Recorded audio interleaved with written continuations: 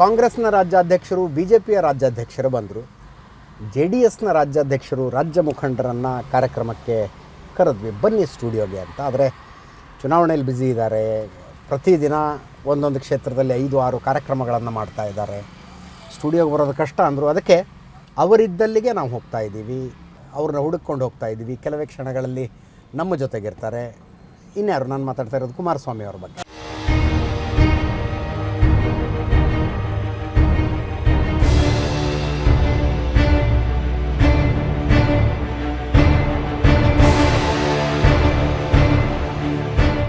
ಕುಮಾರಸ್ವಾಮಿ ಹೆಂಗಿದೆ ಆರೋಗ್ಯ?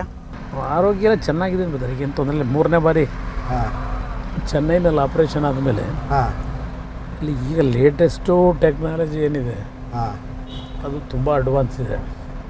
ಅದರಿಂದ ಆ್ಯಕ್ಚುಲಿ ಈ ಸಲ ಸರ್ಜರಿ ಅದು ತುಂಬ ಲೇಟೆಸ್ಟ್ ಟೆಕ್ನಾಲಜಿಲಿ ಮಾಡಿದ್ರಿಂದ ವಿತಿನ್ 2 days ನಾನು ರಿಕವರ್ ಆದೆ. ಅದು ಭಾಳ ಜನಕ್ಕೆ ಅದೇ ಆಶ್ಚರ್ಯ. ಅಲ್ಲ, ನಾನು ಅದನ್ನೇ ಕೇಳೋನಿದ್ದೆ. ನಮ್ಗೆ ಈ ರಾಜಕಾರಣ ಯಾಕೆ ಅಸಹ್ಯ ಅನ್ಸ್ಬಿಡುತ್ತಂದರೆ, ಹೇಳಿಕೆಗಳು ನೋಡಿ 3 ದಿವಸಕ್ಕೆ ಆರಾಮಾಗಿ ಓಡಾಡ್ತಾರೆ, ಇವರು ನಿಜವಾಗ್ಲೂ ಆಪರೇಷನ್ ಆಗಿದೆಯಾ, ಎಲ್ಲ ಡ್ರಾಮಾ ಮಾಡ್ಕೊಂಡು ಆಸ್ಪತ್ರೆಗೆ ಹೋಗಿದ್ದಾರ ಅಂತ. ಅದು ನನಗೆ 2ನೇ ಬಾರಿ ಆಪ್ರೇಷನ್ ಆಗಲು ಟಿಶ್ಯೂ ವಾಲ್ನೇ ಹಾಕಿದರು. ಟಿಶ್ಯೂ ವಾಲ್ದು ಲೈಫು 10 years. ಫಸ್ಟು 2007 ಹಾಕಿದಾಗ 2017ವರೆಗೂ ಲೈಫ್ ಬಂತದು. ಇಸ್ರೇಲ್ಗೆ ಹೋಗಿದ್ದಾಗ ಪ್ರಾಬ್ಲಮ್ ಶುರುವಾಯಿತು. ಸರಿ, ಅಲ್ಲಿಂದ ಬಂದ ಮೇಲೆ ಮತ್ತೆ ಆಪ್ರೇಷನ್ ಮಾಡಿಸಿದೆ. ಅಲ್ಲೇ ಭಾಳ ಸೀರಿಯಸ್ ಆಗಿದ್ದು. ಬಟ್ ನಾನು ಅಲ್ಲಿ ಆಸ್ಪತ್ರೆಗೆ ಅಡ್ಮಿಟ್ ಆಗಬೇಕು ಅಂದ್ರೂ ಒಪ್ಪಲಿಲ್ಲ. ನಾನು ಇಸ್ರೇಲ್ನಲ್ಲಿ ಬಂದು ಇಲ್ಲಿ 2017 ಸೆಪ್ಟೆಂಬರ್ ಇಲ್ಲಿ ಆಪರೇಷನ್ ಮತ್ತೆ ಸತ್ತಿಗೆ ಅಂತೇಳಿ ಮಾಡಿದ್ದೆ 2ನೇ ಬಾರಿ. ಅದು ಚಾಲೆಂಜಿಂಗ್. ಭಾಳ ಒಳ್ಳೆ ಕೆಲಸ ಮಾಡಿದ್ದೆ, ಇಸ್ರೇಲಿಗೆ ಅಡ್ಮಿಟ್ ಆಗಿದೆ. ಹೌದು. ಅಯ್ಯೋ, ನನಗೆ ಭಾಳ ಹಿಂಸೆ ಹೊಡ್ರಿಲ್ಲ, ನೀವು ಅಡ್ಮಿಟ್ ಆಗಲೇಬೇಕು ಅಂತ. ಈಗ ನಾನು ನಮ್ಮ ಕ್ಯಾಮ್ರಾಮನಲ್ಲಿ ಕೂತ್ಕೊಂಡಿದ್ದಾರಲ್ಲ, ಅವರು ವಾರ ಕವರೇಜಿಗೆ ಹೋಗಿದ್ದು. ಬಿದ್ದು ಇಲ್ಲೊಂದು ಸ್ವಲ್ಪ ಫ್ರ್ಯಾಕ್ಚರ್ ಮಾಡ್ಕೊಂಡ್ಬಿಟ್ರು. ಏನ ಇಸ್ರೇಲಿ ನಮಗೆ ಅಲ್ಲೆಲ್ಲ ನೋಡಿದ್ರೆ ನಮ್ಮ ಮೆಡಿಕಲ್ ಫೆಸಿಲಿಟಿ ಭಾಳ ಚೆನ್ನಾಗಿ ಅನ್ನಿಸ್ತದೆ. ಕರೆಕ್ಟ್. ನಮ್ಮದು ಅಡ್ವಾನ್ಸ್ ಇದೆ. ನಾವು ಸುಮ್ಮನೆ ಎಲ್ಲ ಅಮೇರಿಕಾಗೆ ಹೋಗಬೇಕು, ಇನ್ನೊಂದು ಕಡೆ ಹೋಗ್ಬೇಕು, ಇಂಗ್ಲೆಂಡ್ಗೆ ಹೋಗಬೇಕು, ಇದೆಲ್ಲ ಇದೆಯಲ್ಲ.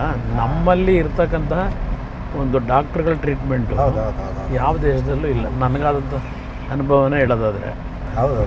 ಈಗ ಈ ಸಲ ಅದೇನಾಯಿತು, ಮತ್ತೆ 6 yearsಗೆ ನನಗೆ ಅದು ಲೈಫ್ ಹೊಟ್ಟೋಯ್ತದು. ಅದ್ರ ಜೊತೆಗೆ ರೆಸ್ಟ್ಲೆಸ್ ವರ್ಕು ಈ ಥರ ಆಗಿ ನನಗೆ ಈಗ ಲಾಸ್ಟ್ 2 monthಸಿಂದ ಆಗಲೇ ಸ್ವಲ್ಪ ಪೇಯ್ನ್ಸ್ ಬರ್ತಿತ್ತು. ಅಂದರೆ ಹಿಂಗೆ ಓಡಾಡಬೇಕಾದ್ರೆ. ಆಮೇಲೆ ನಾನು ಇತ್ತೀಚೆಗೆ ಅಸೆಂಬ್ಲಿಗೆ ಹೋದಾಗ ಮೇಲ್ಗಡೆ ಸ್ಟೆಪ್ಸ್ ಹತ್ತಾಗ ಫಸ್ಟ್ ಫ್ಲೋರು ಸ್ವಲ್ಪ ಪೇಯ್ನ್ ಜಾಸ್ತಿ ಪ್ರಾರಂಭ ಆಯಿತು. ಒಂದು 2 ದಿವಸ ನೋಡಿದ್ರೆ 3ನೇ ದಿವಸ ನನಗೆ ಡೌಟ್ ಶುರುವಾಯಿತು. ಆಮೇಲೆ ಹೋಗಿ ಅಪೋಲೋದು ಚೆಕ್ ಮಾಡಿಸಿದೆ.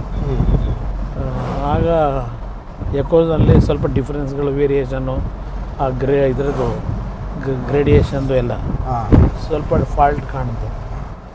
ಆಮೇಲೆ ಆಪ್ರೇಷನ್ ಮಾಡಬೇಕು ಅನ್ನೋದು ಒಂದು ತೀರ್ಮಾನಕ್ಕೆ ಬಂದರು. ಅದು 29 ನಿಮಿಷದಲ್ಲಿ ಆ ಪ್ರೊಸೀಜರ್ ಮುಗಿಸಿದ್ರು. ಬರೀ 29 minutes.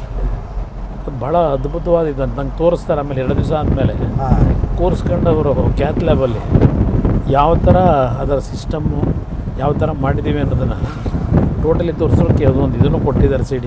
ಯಾಕಂದರೆ ಮುಂದೆ ಬಟ್ ಈಗ ಅವ್ರು ಏನು ಹೇಳ್ತಾರೆ, ತುಂಬ ಅಡ್ವಾನ್ಸ್ ಆಗ್ಬಿಟ್ಟು ನಾವು ಯಾರು ಊಹೆ ಮಾಡೋಕ್ಕೂ ಆಗಲ್ಲ.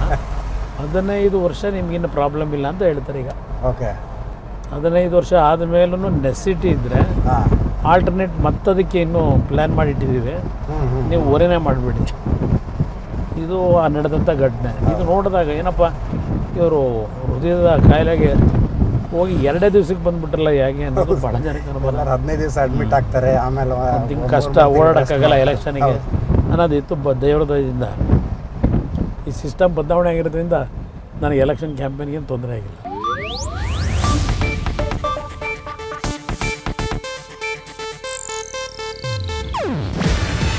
ಇದು ಏಷ್ಯಾನೆಟ್ ನ್ಯೂಸ್ ನೆಟ್ವರ್ಕ್ ಪ್ರಸ್ತುತಿ. ನೀವು ನೋಡ್ತಿದ್ದೀರಾ ಏಷ್ಯಾನೆಟ್ ಸುವರ್ಣ ನ್ಯೂಸ್.